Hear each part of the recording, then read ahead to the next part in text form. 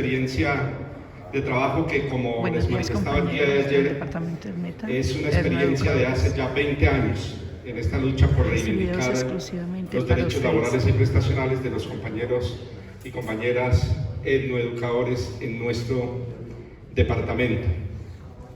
Reciban el nombre de la Junta Directiva Departamental de ASOIN confraternal, combativo y revolucionario de salud. Hoy por hoy, y creo que históricamente, las Secretarías de Asuntos Laborales, Jurídicos, Prestacionales, como se denominan algunas filiales, es, digamos, tal vez el escenario más importante de nuestras organizaciones sindicales, porque es precisamente allí, a esas secretarías, que llegan nuestros afiliados a intentar que la organización sindical les oriente, les ayude en resolver sus asuntos, sus problemas que tienen que ver con lo laboral, con lo prestacional, con lo reivindicativo. Es decir, nuestras organizaciones sindicales no serían lo que son si no existiera el escenario de las Secretarías de Asuntos Laborales y Jurídicos. Por eso digo que es el escenario más importante de la Federación y de los sindicatos filiales. Por eso es que por eso hay que ponerlo trascendental operativo, porque nosotros en ADN solamente nos estamos limitando a que asuntos laborales y jurídicos, que seguramente sé que exclusivamente en manos de los dos abogados para atender los casos de los maestros, y no es así. La hermandad que nos debe caracterizar como gremio, pues ese es el deber ser nuestro, compartir incluso en medio de las diferencias políticas, ideológicas, porque nos identifica una causa, nos identifica la causa de la lucha por los derechos del magisterio. Tenemos que olvidarnos, si se quiere, de cualquier discusión partidista, política, ideológica, porque las necesidades y los problemas del gremio no tienen ni partido, ni color político, ni etnia, ni religión, ni raza. Yeah. Esa es la identidad, pues, que tenemos como maestros que somos. Ese es el sello de clase que tenemos como maestros. Entonces, pues sí, muy complacido de estar aquí. Entonces vamos a ser, pues, muy rápidos, pues media hora es un término realmente muy corto, pero vamos a intentar, pues, hacerlo para comentarles, pues, 20 años de esta experiencia en la cual he trabajado. He trabajado porque tuve la fortuna de laborar en un territorio indígena 10 años. Entonces allá aprendí a ser líder sindical en ese territorio indígena, ya me formé como dirigente sindical, pero además en la práctica y en terreno conocí, viví en carne propia lo que es el atropello que se comete en contra de los maestros educadores, porque fui maestro educador durante 10 años. Entonces, una cosa es ser abogado, pero otra cosa es ser abogado y conocer de los problemas que tenemos como maestros. Porque resulta que sí, claro, la academia y la universidad nos forman en los principios rectores del derecho, pero realmente la formación real como abogado se hace en la práctica, con los problemas que a diario vivimos, pues, como directivos, como maestros mismos que vivimos en carne propia esta problemática. Entonces, esta lucha, y que en buena hora la Corte Constitucional ha reivindicado en la sentencia SU245 del 2021, es prácticamente partiendo de ese escenario y de garantizar en la práctica materialmente el derecho fundamental a la igualdad. Porque no puede ser que, siendo maestros, que desempeñando la misma función, a los educadores se les dé trato discriminatorio respecto de su carrera docente, respecto de su estabilidad laboral y respecto de sus salarios. Entonces la Corte, en buena hora, ha hecho justicia con los maestros educadores. Pero, como les digo, ha sido una lucha prácticamente de 20 años. Quiero decir con esto que no solamente en el Cauca la lucha la ha dado la organización sindical. No, sería, digamos, irresponsable afirmar eso. Esta lucha la hemos dado mancomunadamente. Los maestros, las organizaciones indígenas. El Cauca, históricamente, al igual que muchas regiones, es un escenario de lucha constante, de movimiento. Nos hemos peleado los derechos en la calle. Ustedes saben lo que representa también el movimiento indígena del departamento del Cauca, por su lucha histórica, por sus muertos, por su sangre. Entonces esto es todo un acumulado de luchas para pues, poder hoy mencionarles lo que les estamos mencionando. Ahí como para provocar simplemente la atención, quise pues, traerles ese mensaje que nos debe llamar a la reflexión, y es que claro, efectivamente los ricos no generan riqueza, los ricos se quedan con la riqueza, por eso son ricos. Si generaran riqueza se llamarían trabajadores. Entonces, eso es muy importante en términos de reivindicar la lucha de clases, porque también es un discurso que nos están desde los medios tradicionales mandando, si se quiere, a esconder. No, el sindicato tiene que reivindicar la lucha de clases. Aquí hay dos clases, aquí no hay más. Ese discurso de que clase alta, alta media, media no sé qué, y del suelo más para abajo, no. Aquí hay dos clases y esa lucha es irreconciliable. Entonces, en el sentido de la lucha de clases, como sindicato tenemos que reivindicar la huelga como único instrumento que ha logrado crear la clase obrera para reivindicar sus derechos. Es importante mencionar, estas son unas cifras que nos ha dado el Ministerio de Educación Nacional sobre la planta oficial del país. Seguramente habrá que, son aproximaciones porque eso nunca es actualizada precisamente por lo que fluctúa la planta. Hoy en el país, según datos del Ministerio, somos 322.899 maestros del sector oficial y con una población bien considerable, que son los maestros del decreto 804, que son los que... No, están ahí incluidos. Están incluidos. Sí, claro. ¿O son del 2277 o son del 278? Y en el decreto 804. Ahí están los... ¿O contienen los dos estatutos? Claro, faltaría hacer esa... Que ya todos son del 278, Si compañero. se quiere esa variable ahí, pero ahí están incluidos. Sí, otra columna que se podría decir provisional, incluso habría por discriminarse en los temporales, en los de vacancia definitiva. 50 y algo mil. Sí, pero... 57.000 a nivel nacional. 57.000. Como hoy el tema es etnoeducadores y los etnoeducadores tienen que ver con el 804, mire, es una población considerable de maestros, 15.600, de los cuales hoy, en su mayoría, ahí vale la aclaración, están en provisionalidad. De esos 15.600, en promedio más o menos unos 4.500 en el país están en propiedad. Por eso tan importante ese ejercicio de buscar el nombramiento en propiedad de los compañeros etnoeducadores. Pero aquí habría que hacer otra reflexión. De los 321.000 maestros oficiales promedio en el país, ¿cuántos estamos sindicalizados? ¿Y cuántos de esos sindicalizados pertenecemos a RECODE?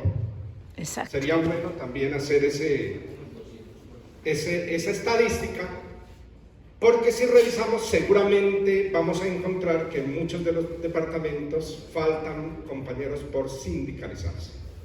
Y ese es un problema grave en aras de fortalecer nuestro movimiento. No, mucho más grave eso, claro, cuando se agencia el paralelismo sindical. Entonces, en esta situación puntual de los docentes etnoeducadores que les quisiéramos recordar, seguramente ustedes, por eso lo vamos a pasar muy rápido, ustedes lo conocen.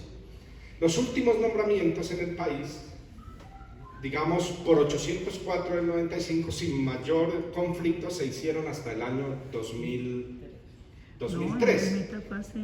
Luego en el 2003, ese proceso que se venía haciendo desde el 95 en virtud del decreto 804, se para. ¿Y por qué? Porque en 2002 se expidió el decreto 1278, mayo del 2002, que entre otras cosas todos debemos reconocer que el 1278 ha sido la peor derrota que hemos sufrido como gremio, claro, consecuencia de la ley, del acto legislativo 01 del 2001 y de la ley 715, pero esa ha sido la peor derrota que se nos ha pues, causado como gremio. Entonces las administraciones, con esa excusa del decreto 278, comenzaron a decirle a las autoridades indígenas que venían en sus procesos de selección de maestros que no, que no se podían nombrar a sus maestros porque ya estaba el decreto 1278 y que entonces debían someterse al concurso. En 2007, la Corte Constitucional escribe la sentencia C-208 del 2007. Las sentencias C, aquí la mayoría son abogados, saben que tienen efectos erga omnes, es decir, que son de obligatorio cumplimiento y aplicable a todos. Esa sentencia lo que dijo fue que el decreto 1278 no es aplicable para la vinculación de maestros en territorios indígenas, que por lo tanto se les tienen que aplicar las disposiciones contenidas en la ley 115, artículo 62 principalmente, y además se les debe aplicar las disposiciones de los decretos complementarios y reglamentarios.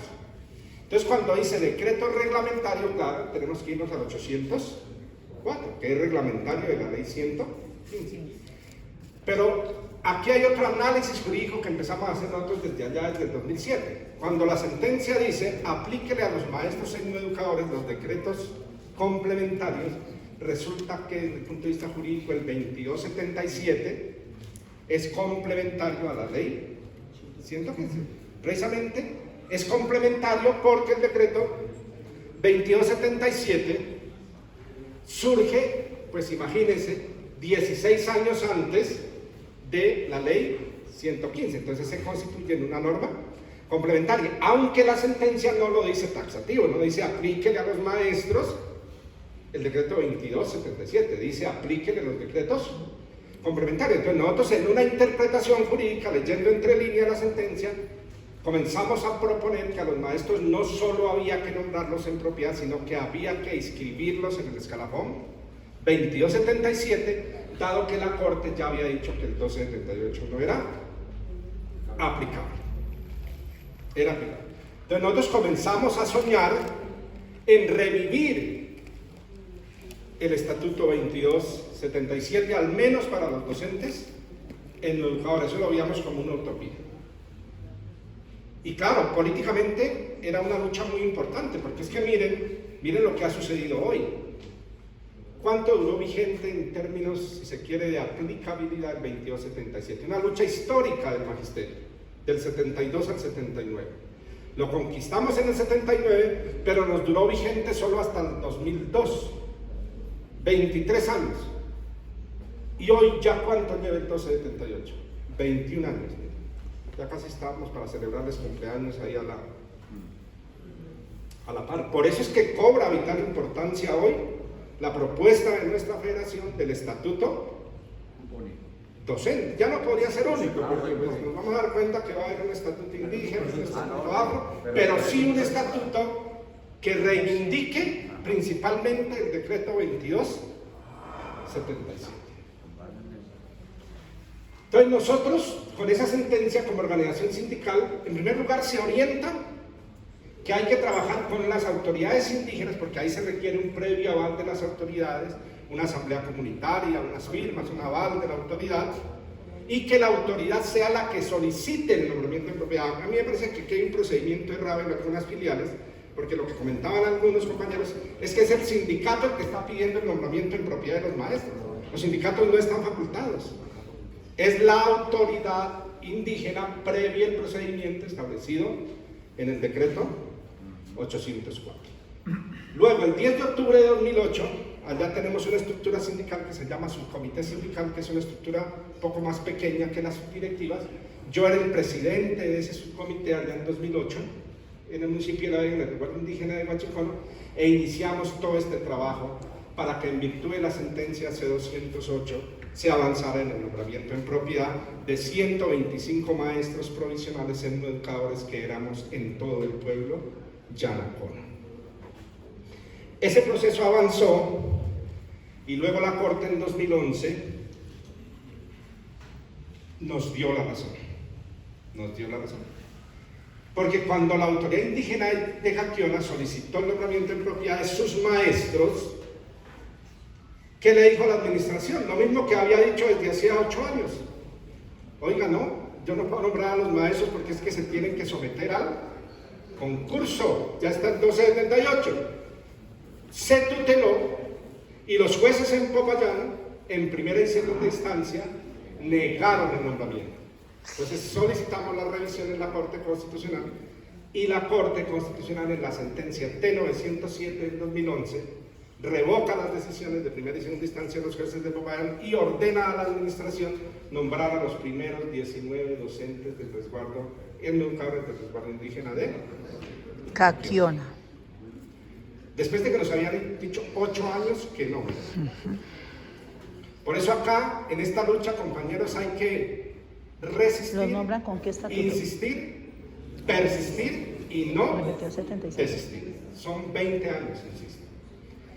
Esa sentencia se convierte en un hito porque de ahí para allá ya viene todo, en el país viene pues, otros escenarios, la 801 del 2012 ya ordena también de la Corte el nombramiento de los docentes en educadores en Tolima, luego en 2013 logramos el resto de nombramientos para los otros resguardos indígenas del pueblo Yanacona, donde veníamos trabajando desde el 2008, que es la 049, y esta es muy importante, la 871 del 2013, se ordena nombrar a unos maestros en el Tolima, en propiedad, pero ya desde aquí se abre la discusión de lo que nosotros veníamos planteando jurídicamente desde el 2007, que es la posibilidad del decreto 2277. Entonces ahí empezamos a ver que nuestra tesis jurídica sí era correcta en la interpretación que veníamos haciendo de la sentencia C-208 del 2007. ¿Bajo qué estatuto fueron nombrados? No, ahí viene, es muy buena pregunta. Resulta que a los compañeros los nombraron en propiedad y los dejaron en el limbo. Que fue lo que resolvió la sentencia S245 de 2021, como hice mi introducción en un acto de justicia que ahora vamos a ver. Luego en el año 2019 vienen 2 sentencias del Consejo de Estado, unas tutelas que interponen los compañeros en educadores de Yascual, en el departamento de Nariño, que son muy conocidas, con una particularidad, que en la sección quinta del Consejo de Estado, en primera instancia, la sentencia es favorable, y en segunda instancia, en la sala plena del Consejo de Estado, revoca la decisión. Pero como resulta que nosotros aquí veníamos con unas particularidades en el departamento del Cauca, nosotros desde el año 2015 habíamos instaurado unas demandas de nulidad. No nos habían dejado otro camino. Incluso en el Cauca, desde el año 2011 teníamos una sentencia de primera instancia ejecutoriada que había ordenado a la Secretaría de Educación ya la inscripción de un maestro en el escalafón. Un solo casito en el 2011. Pero cosa curiosa, claro, en cumplimiento de la sentencia, la Secretaría de Educación coge e inscribe al maestro en el escalafón y le hace el acto administrativo con cumplimiento de sentencia judicial, bueno, en el escalafón, como es profesional, lo inscribe en el escalafón 6. Cuando el maestro cumple requisitos de tiempo, de créditos, va y solicita un ascenso al grado 10. Y vaya sorpresa con la que nos sale la oficina jurídica de la administración. Le dice, profesor, yo no lo puedo ascender porque es que la sentencia solo dijo que lo inscribiera. Mire el absurdo jurídico, pues cuando uno lo inscribe en el escalafón, pues es para tiene ascender. los derechos de carrera. Obvio. Pero con esa perla nos obligaron a volver a demandar. Y ahí estamos. Pero miren lo que sucede pues, en los territorios. Entonces se empezaron a suceder muchas cosas que seguramente habrán sucedido en sus departamentos. ¿Qué nos pasó en Cauca cuando se nombraron los maestros en el 2011 con la sentencia T907 del 2011? ¿Qué nos pasó? Para aquella época ya venían despidiéndose los decretos especiales de educadores y ya se conocían unas tablas, recuerdan de educadores, unos decretos empezaron a salir como para allá 2008, 2009. Entonces había maestros en Cauca que ya estando inscritos en el escalafón 2277, los nombraron en propiedad y la administración les desconoce su escalafón que ya tenían. Y maestros que, por ejemplo, estaban en el grado 12, los nombran en propiedad y la administración les comienza a pagar con su título solamente, con la tabla de educar. Entonces, a maestros les disminuyeron en su salario. Con ese argumento. Eso es absurdo porque desde el punto de vista del derecho laboral constitucional, de principio de favorabilidad, pues a ningún trabajador se le puede disminuir en su salario. Eso fue muy simple, mediante derecho de petición y recurso de reposición. Ahí no se necesitó demanda, hicimos que les reintegraran a los maestros lo que les habían descontado y que les volvieran a pagar los salarios que venían de vengado. Pero en el año 2015, en vista de que pues, la administración no quería acceder por la vía administrativa a la inscripción y en el escalafón de los maestros en los educadores, iniciamos unas demandas de nulidad y restablecimiento del derecho. Hoy, producto de las sentencias del Consejo de Estado del 2019 y producto de la sentencia SU 245-2021, todos los fallos de las demandas de nulidad y restablecimiento del derecho del Cauca en primera y segunda instancia son favorables.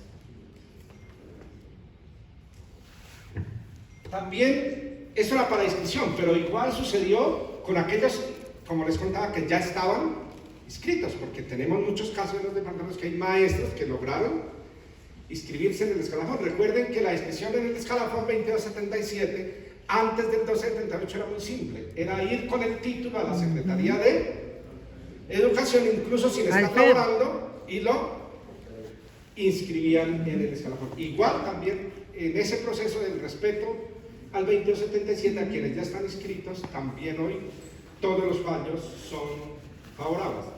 Y venimos trabajando, obviamente, desde allá, desde el 2007 hasta hoy. Ya quedan muy poquitos maestros en el Cauca que no se han nombrado en propiedad. Venimos haciendo ese trabajo. Ahí simplemente nuestra organización sindical lo que hace es ayudar en la elaboración del derecho de petición, que lo tiene que firmar el gobernador del resguardo, adjuntando el acta de la asamblea, las firmas de la asamblea, el aval de la autoridad y la hoja de vida del maestro. En algunos casos la Secretaría de Educación, pese a que todas las ha perdido, en algunos casos muy poquitos, dependiendo de quién esté en la oficina jurídica de la Secretaría, niega el nombramiento. Entonces toca acudir a la acción de tutela. Toca acudir a la acción de tutela, y con toda esa jurisprudencia previa que les he señalado, pues la acción de tutela, eso es una cosa de trámite, digamos. Eso no tiene mayor problema. Y también venimos nosotros ya discutiendo este asunto del respeto al régimen pensional conforme a las leyes 33 del 85 y 91 del 89, tanto para los maestros del 1278 como para los etnoeducadores. Y es sencillo. Todos los maestros que hayan tenido alguna modalidad contractual antes del 26 de junio de 2003, cuando se expidió la ley 812 del 2003, pues tienen derecho a pensionarse con el régimen de las leyes arriba expuestas, que es el régimen que hoy pues tienen los compañeros del 2277, que es pensionarse a los 55 años de edad, con 20 años de servicio, y además acceder a la compatibilidad entre pensión y salario. ¿Sí? Pero es que aquí hay algo más importante. Si logramos realmente la inscripción en el 2277, se abre otro debate jurídico. Miren, hace 20 años nos dijeron que no se podían nombrar los maestros en propiedad. Y hoy, así sea después de 20 años, la Corte Constitucional avala el derecho. La razón. ¿Cuál es el debate jurídico que se pensaría proponer aquí? Si soy del 2277, pensióneme con el régimen del 2277. Es un debate jurídico. ¿Qué nos va a decir el Estado al principio? Ojo, no, ya existe la ley 812 del 2003. Esa va a ser la primera respuesta. Obvio, como siempre nos han dicho, que no, pero hay que abrir el camino y la ruta de la discusión jurídica. Aquí llama mucho la atención, es porque nuestra federación no propuso en el pliego la inclusión de un artículo en la reforma laboral o en el Plan Nacional de Desarrollo para derogar el artículo 82 de la ley 812 del 2003, que fue el que nos acabó con el régimen de pensiones contenido en la ley 33 del 85 y la ley 91 del 89. Si en derecho las cosas como se hacen, se deshacen, pues ya que tenemos un gobierno amigo, como se dice en estos escenarios, ¿por qué no se le ha propuesto al Congreso o al Presidente de la República que incluyamos un artículo en el Plan Nacional de Desarrollo que nos devuelva el régimen pensional. Pues Uribe lo quitó con el artículo 82 de la ley 812 del 2003. ¿Por qué no incluir en el Plan Nacional de Desarrollo un artículo que no lo devuelva? Dicen algunos juristas, ayer discutíamos con el doctor Pedro Osorio, que es que no se puede por esa vía, que eso tiene que hacerse vía acto legislativo. Pues bueno, ¿y acaso no es también un congreso del pacto, un congreso amigo? ¿O será que nos va a tocar seguir como siempre, en las calles, peleándonos el derecho? No, eso es absurdo, porque tenemos amigos ahí en el gobierno, en el Congreso. Hacerle. Bueno, entonces pues el ahí problema está. es que el tiempo va pasando, mire, ya Hagámoslo poquito ya. cumplimos un año No de tengo gobierno, problema. quedan 3. Bueno, Claro. eso es urgente. Por la compañeros. administrativa, no hay calle, si se va por la administrativa es por la administrativa. El sustento para eso está esta sentencia. No creo que por la La administrativa. C555 del 94, primacía de la realidad sobre la formalidad. Sentencia con ponencia del magistrado Carlos Gaviria, una de las sentencias más importantes en términos de reivindicación laboral. Quienes laboraron por OPS antes de esa fecha, pues necesariamente hay que demandar una demanda de nulidad del establecimiento del derecho, que se conoce coloquialmente con el nombre de demanda de contrato. Realidad.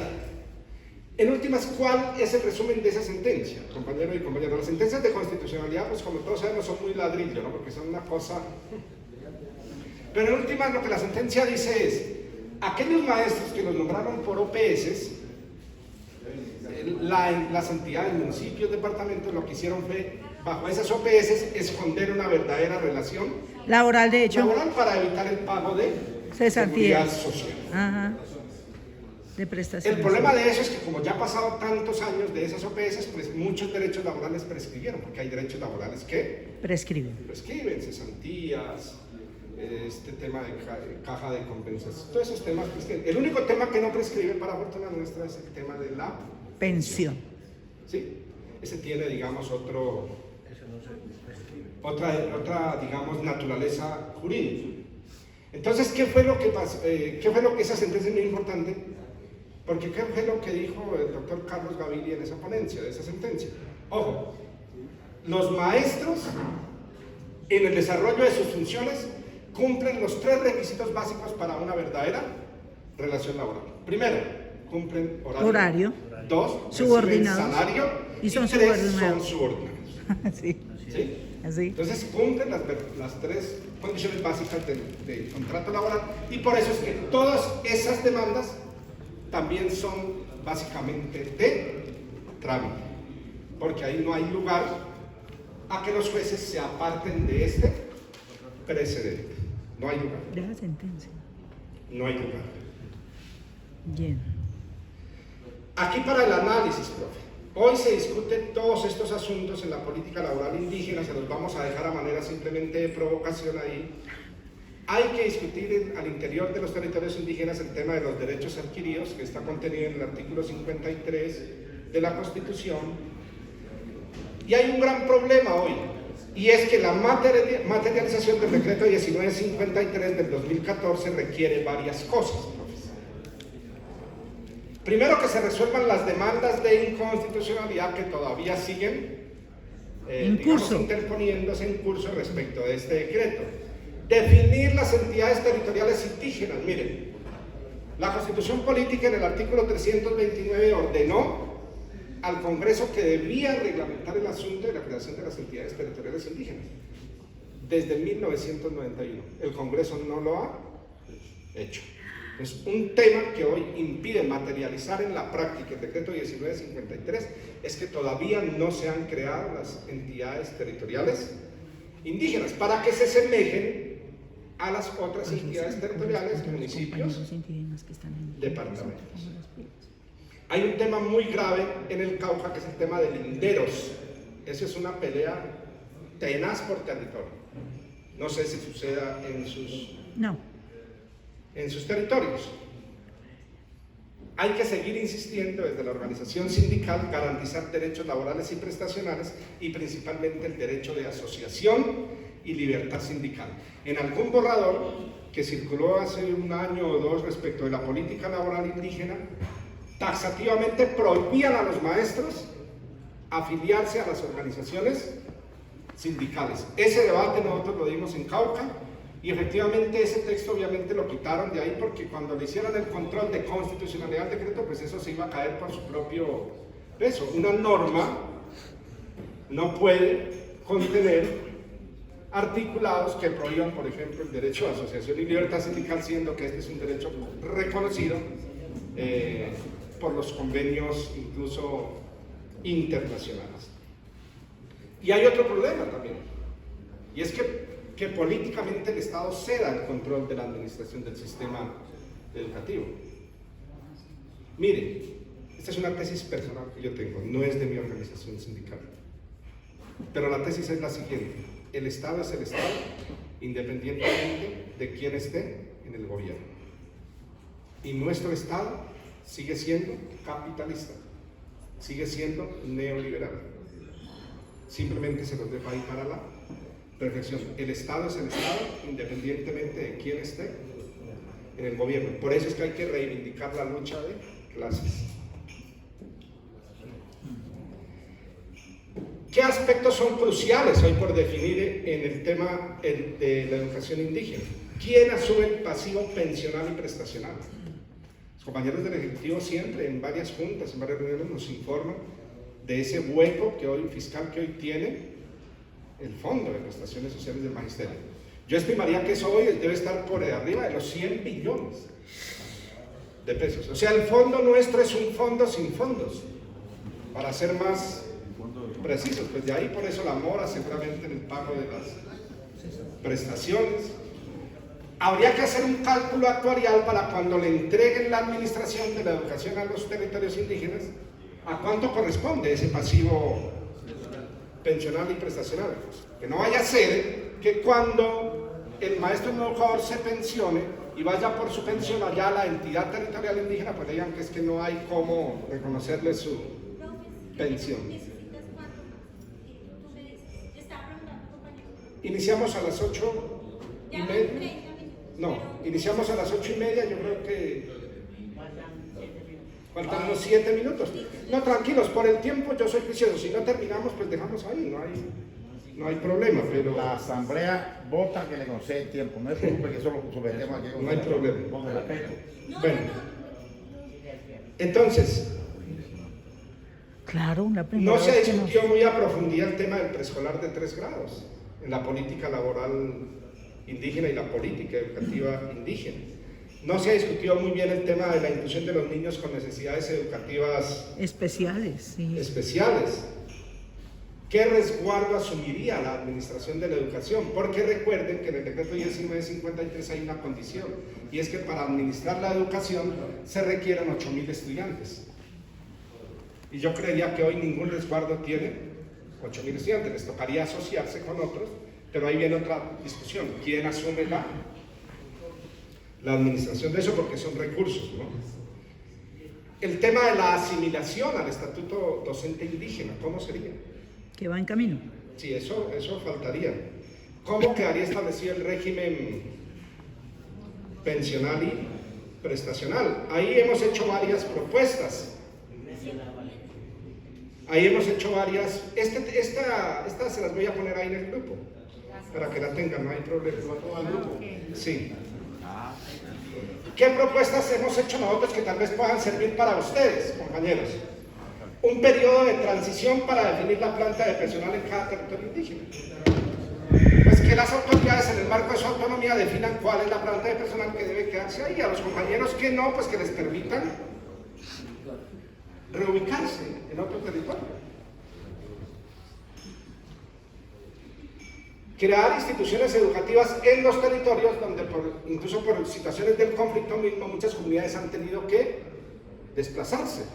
Y cuando esa comunidad indígena le toca desplazarse de una ciudad a otro territorio, muchas veces pierde todo ese acumulado cultural, toda esa idiosincrasia. Entonces, ¿por qué que con la comunidad pues se trasladen los maestros y crear unas instituciones educativas allá donde ellos han tenido que radicarse?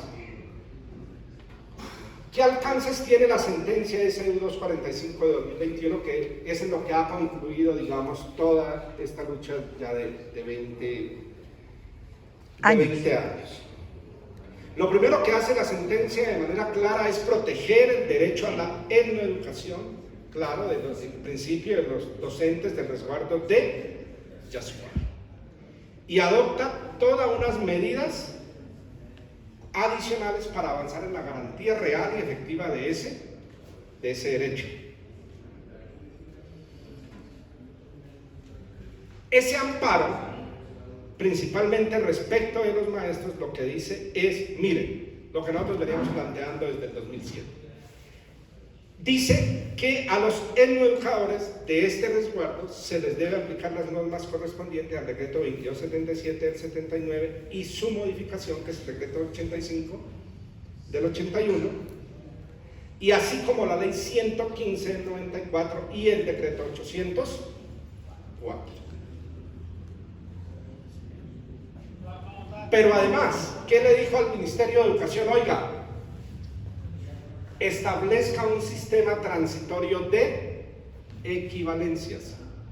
Ojo, con relación al 2277, y ahí es donde nosotros tenemos serias diferencias y discusiones con el decreto, la propuesta de decreto transitorio. Ojo, es un decreto de equivalencias, algo que equivalga al 2277, no es cualquier cosa. Y eso fue lo único que le facultó la Corte al Ministerio en concertación con los pueblos indígenas hacer. Eso es muy clave que lo tengan en cuenta para lo siguiente. Debido a que eso es transitorio, también le dijo al Congreso, oiga, rápido, expidan el sistema educativo indígena propio, y también, digamos, lo que les dijo es que eso lo hicieran en 6 meses. Ya casi vamos a completar 2 años y no lo han hecho, como siempre pasa en este país.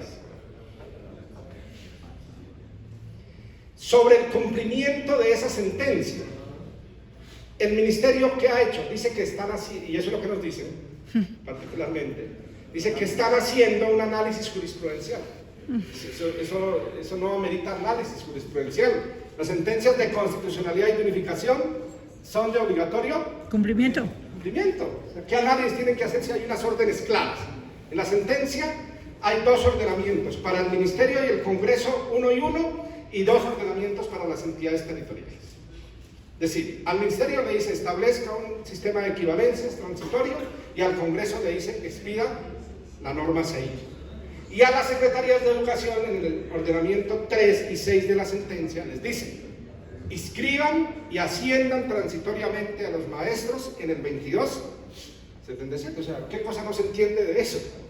O sea, ¿qué análisis tienen que hacer? Pero sin embargo llevan en eso pues ya bastante tiempo. Ordenaron el cumplimiento inmediato para el resguardo indígena de Yascual en Nariño, pero me comentaba el compañero de Nariño ayer que no lo han hecho y están poniendo una cantidad de trabas. Aquí viene lo importante, y es que la sentencia tiene efectos interpunibles. Y esos efectos, pues es, en últimas, a quienes estén en la misma condición, que son todos los educadores del país, se acoge las disposiciones de la disposición de la sentencia. Lo ideal de esto es concertarlo con las comunidades indígenas, el trámite, que sea maestros con una petición respaldada de sus autoridades indígenas. Como les dije, el MEN tenía 6 meses para cumplir, no lo ha hecho, y desde Asoin, en vista de eso, pues ¿qué hicimos? Realizamos varias reuniones con la oficina de Escalafón, ¿sí? Para evitar que ya incluso habiendo una orden de la Corte Constitucional nos siguieran llevando a las demandas de nulidad que veníamos instaurando desde el 2015. Porque aquí hay algo claro, en nuestra organización sindical, una política que tenemos nosotros es que en lo posible evitemos hacer de los derechos de los maestros asuntos litigiosos, ¿sí? Porque eso es un desgaste, demora en tiempo.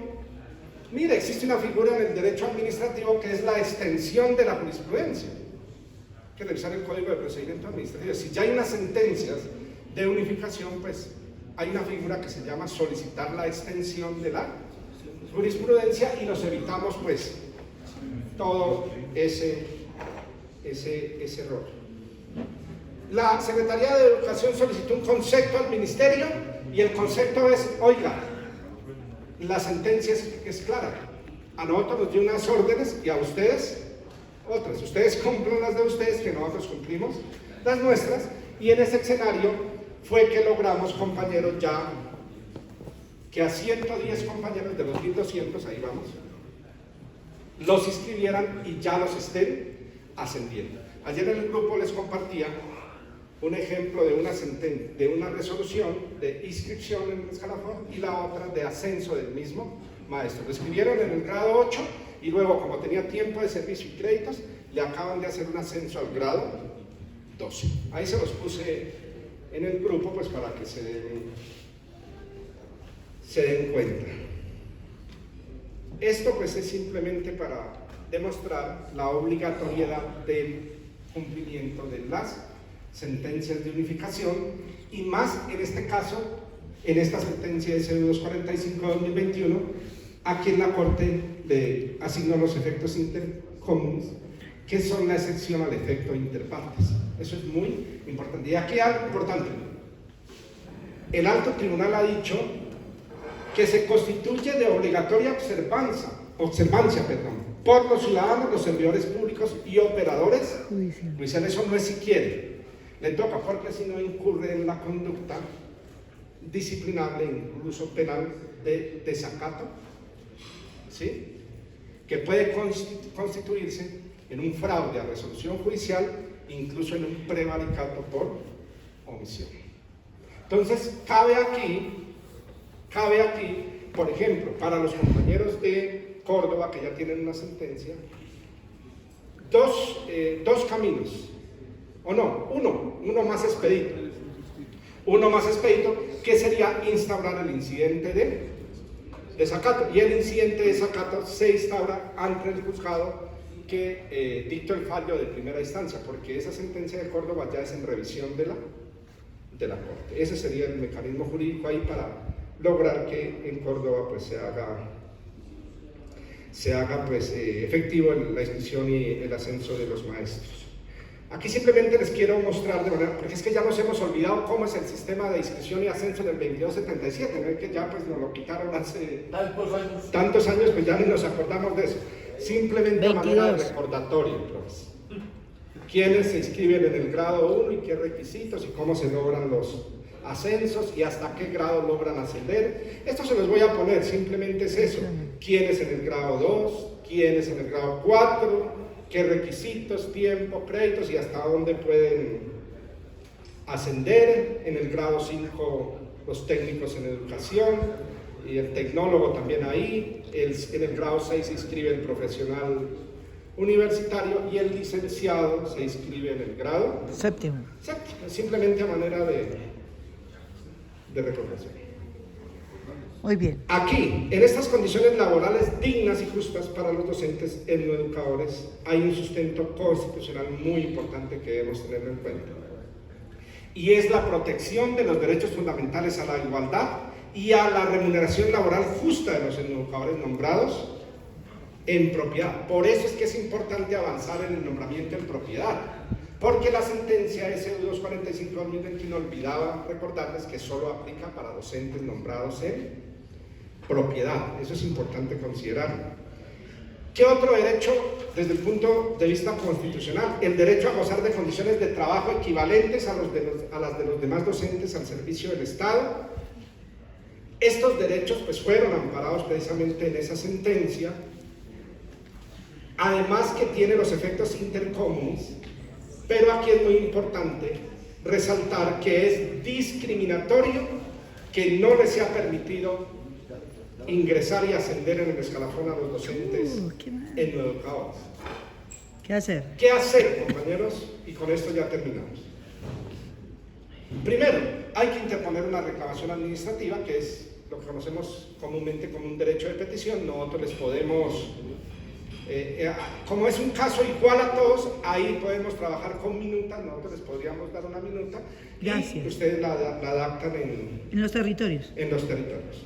Aquí se pueden suceder dos cosas con la reclamación administrativa. Una, que les digan que sí, que sí que los escriben y los ascienden. Otra, que guarden silencio, porque muchas secretarías de educación no saben qué hacer con esta papa caliente. Entonces hay que tutelar primero para que contesten, por violación al derecho fundamental de petición.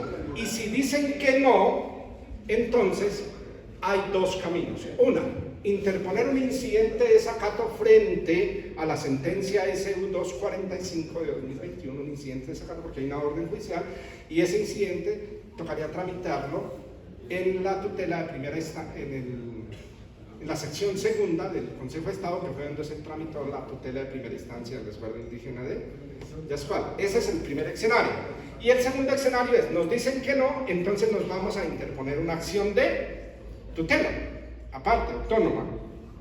Y el objetivo, pues, es que la Secretaría de Educación le dé trámite a la solicitud de inscripción y ascenso en el 2277. También ahí les podemos suministrar una minuta, porque es fácil el tema, porque es similar. Simplemente se adjunta el radicado de la petición y la respuesta con la negación. Y se radica, eso es virtualmente, las tutelas hoy se radican virtualmente a través de los correos de las oficinas de reparto judicial. Si el fallo es negativo, pues hay que instaurar el recurso de impugnación. También ahí, pues habría que diligenciar una minuta. Esa impugnación, pues hay que adjuntar básicamente el fallo de primera instancia, se radica ante el juez que dictó esa sentencia, y si el fallo de segunda instancia volviese a ser negativo, pues hay que acudir necesariamente otra vez a la Corte a la revisión. ¿Y qué creemos nosotros? Que si lo logramos llevar a la Corte en revisión, pues la Corte no va a contradecir su sentencia de SU 245-2021, como sucedió en Córdoba con la sentencia T390 de 2021. Y la última opción sería ya la demanda de nulidad y restablecimiento del derecho. ¿Qué análisis tenemos nosotros frente al decreto transitorio? Compañeros y compañeras, creemos nosotros que transgrede el derecho fundamental a la consulta previa, que es lo más grave para los pueblos indígenas. Tenemos conocimiento que el pueblo guayú ya se pronunció. Eso es lo que nos han informado en Cauca, no sabemos si eso sea cierto, que no los han consultado. Y en el Cauca también ya se pronunció el pueblo Misaca. Oiga, van a sacar un decreto que nos afecta, que nos involucra, y a nosotros no nos han consultado. Y eso, pues obviamente viola el convenio 160 de la OIT y la ley 21. Transgrede varios principios constitucionales para que los tengamos en cuenta. Los principios del derecho laboral constitucional del 53, pues todos los transgrede. Principio de progresividad, es un principio constitucional. O sea, si yo tengo un derecho hoy aquí, pues mejóramelo, o al menos déjenmelo como estaba. Principio de unidad normativa, eso es clave. Las normas no se pueden aplicar por pedazos, porque es que están interpretando que solo la Corte dijo que había que aplicar del 2277 solo del 8 al 11. No, eso es absurdo, las normas no se pueden aplicar por pedazos. Principio de provisión y previsión presupuestal.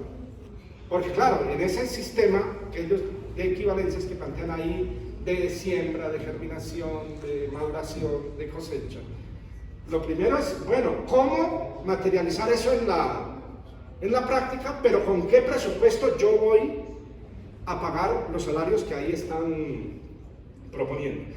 Y lo más delicado, se extralimita frente a los alcances de la sentencia SU 245-2021, porque la Corte le dijo al Ministerio, oiga, reúnanse y establezcan un sistema de equivalencias con relación al 2277. Y eso que está propuesto en el decreto transitorio nada tiene que ver con el 2277. Primera observación. Segunda observación, en ese decreto transitorio están regulando asuntos que tienen que ver con la carrera docente, revísenlo.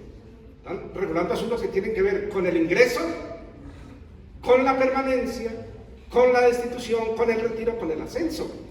Eso no es competencia del Ministerio de Educación regular eso. Eso es competencia del Congreso. Si eso fuese así, pues la ministra de Trabajo, pues ¿para qué iba a llevar la reforma laboral y pensional al Congreso? El presidente le hubiera dicho, no, señora ministra, expida un decreto y ya. Chao. Porque, insisto, son asuntos que tienen que ver con la carrera docente. Y es ambiguo respecto de la estabilidad laboral. Miren, arriba en el decreto dicen que hay estabilidad laboral, pero abajo dice que no. Aunque cuando es ambigua la norma, ustedes ya saben que por principio constitucional se aplica el principio de favorabilidad. Y es subjetivo respecto del sistema de ascenso. ¿Cómo materializar en la práctica todo ese tema de la siembra, la germinación, la cosecha, todas esas cosas? ¿Cómo? Y transgrede el derecho fundamental al debido proceso, contradicción y defensa. Aquí les recomendamos ver la circular 22 de marzo del 2020 del Ministerio de Educación Nacional. Como se decía aquí en la conferencia del doctor Villegas, el límite a la autonomía indígena es la Constitución y la ley, y eso lo desarrolla muy bien esa circular 22 de marzo del 2020 respecto del debido proceso. Entonces, ¿cuál es la invitación? Nosotros lo vamos a hacer en Cauca. Apenas se expida el decreto, lo vamos a demandar en nulidad por inconstitucionalidad. Hay que demandar el decreto en nulidad por inconstitucional, porque estos son solo algunos de los argumentos. Seguramente en el estudio juicioso que hagamos habrán muchos más elementos y necesariamente pues habría que instaurar esa acción que está regulada en el 135 del Código de Procedimiento Administrativo. ¿Y esto hacia dónde apunta? A los educadores afro. Les dejo estas dos sentencias. La C666 del 2016, que también declaró inexequible el 278 para los territorios afro. Es decir, sucedió lo mismo que sucedió en 2007 con los docentes indígenas. Es decir, que hoy los consejos comunitarios afros o las organizaciones afro pueden también seleccionar a sus maestros y solicitarle a la Secretaría de Educación su nombramiento en Uy, propiedad. qué excelente noticia, hermano. Y la sentencia SU 011 del 2018, donde ya se establece todo el tema del estatuto docente afro. Incluso en la sentencia SU 245 de 2021 ya hablan no solo de los docentes indígenas, sino de los docentes afro. Entonces, como puede observarse, nuestra organización sindical ya lleva tiempito en esta tarea, y eso era lo que queríamos, compañeros, compartirles. Muchas gracias por su atención. Ofrezco excusas por excedernos.